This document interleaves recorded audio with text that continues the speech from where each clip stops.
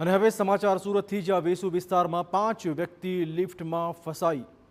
કેલોપિન કોમ્પ્લેક્સના બેઝમેન્ટમાં lift ફસાઈ। Fire વિભાગે લિફ્ટનો દરવાજો તોડીને આ 5 લોકોનો બચાવ કર્યો। 7 વર્ષના બાળક સહિત 5 લોકોનો બચાવ કરવામાં આવ્યો છે। તો જોઈ શકો છો આ દ્રશ્યો કેવી રીતે ભારે જહેમતે આ લિફ્ટનો દરવાજો તોડવામાં આવી રહ્યો છે અને એમાંથી 5 લોકોનો બચાવ શક્ય બન્યો છે। 7 વર્ષનો બાળક સહિત 5 લોકો અહીંયા ફસાઈ ગયા હતા। સુરતના વેસુ વિસ્તારની આ ઘટના છે જ્યાં લિફ્ટમાં ફસાયેલા લોકોને છેવટે બચાવી લેવાયા છે।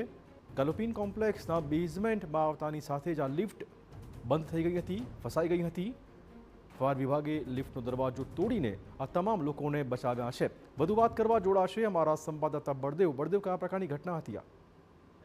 જે રીતે સુરતની અંદર અવારનવાર કોઈને કોઈ જે કોમ્પ્લેક્સ હોય છે, બિલ્ડિંગ હોય છે, તેની અંદર જે લિફ્ટ ફસાઈ જવાતી હોય અથવા તો લિફ્ટ બગડવાના કારણે લોકો છે તે અંદર ફસાઈ જવાની જે ઘટના છે તે સતત સામે આવતી હોય છે। ત્યારે ગત મોડી રાત્રિના સમયે સુરતના વેસુ જે કેલોપિન કોમ્પ્લેક્સ છે તેના બેઝમેન્ટની અંદર જે લિફ્ટ હતી તે અચાનક જ કોઈ કારણસર જે બગડી હતી ને તેના કારણે જે લિફ્ટની અંદર 6 જેટલા લોકો હતા તે ફસાયા હતા। તેની અંદર એક નાનું બાળક પણ હતું અને તાત્કાલિક જે આજુબાજુના લોકોને જ્યારે ખ્યાલ આવતાની સાથે ફાયર વિભાગને આ બાબતે જાણ કરવામાં આવી હતી અને ફાયર વિભાગની ટીમ હતી તમામ લોકોને જે લિફ્ટનો દરવાજો તોડી અને રેસ્ક્યુ કરી અને 6 લોકોને સહી સલામત રીતે આજે લિફ્ટની બહાર કાઢવામાં આવ્યા હતા। પણ મહત્વની વસ્તુ એ છે ચિરાગ કે સુરતની અંદર અવારનવાર જે આ રીતની ઘટનાઓ બની છે તે ગંભીર બાબત છે, કારણ કે ફાયર વિભાગ દ્વારા આજે તમામ જે કોમ્પ્લેક્સો હોય છે, કોમર્શિયલ જે બિલ્ડિંગો હોય છે તેની અંદર જો લિફ્ટની તપાસ કરવામાં આવે તો આવી અનેક લિફ્ટ જે ખામીયુક્ત જે મળે તો નવાઈ નહીં।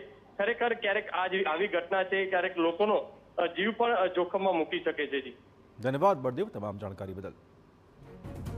તો સુરતમાં અવારનવાર લિફ્ટ ખોટકાવાની આ પ્રકારની ઘટનાઓ વધી રહી છે। ભૂતકાળમાં પણ આવા અનેક બનાવો સામે આવી ચૂક્યા છે। 1 જૂને પણ આ જ પ્રકારનો એક બનાવ સામે આવ્યો હતો। અહીંયા પણ કેટલાક લોકો ફસાયા હતા જેઓને પણ બહાર કઢાયા હતા અને આજે જે દ્રશ્ય સામે આવ્યું છે તેમાં એક બાળક સહિત 5 લોકો ફસાયા હતા જેઓને પણ ફાયર બ્રિગેડની ટીમે રેસ્ક્યુ કર્યું છે। પરંતુ વારંવાર આ રીતે ખોટકાતી લિફ્ટ એ ચોક્કસ તપાસનો વિષય છે।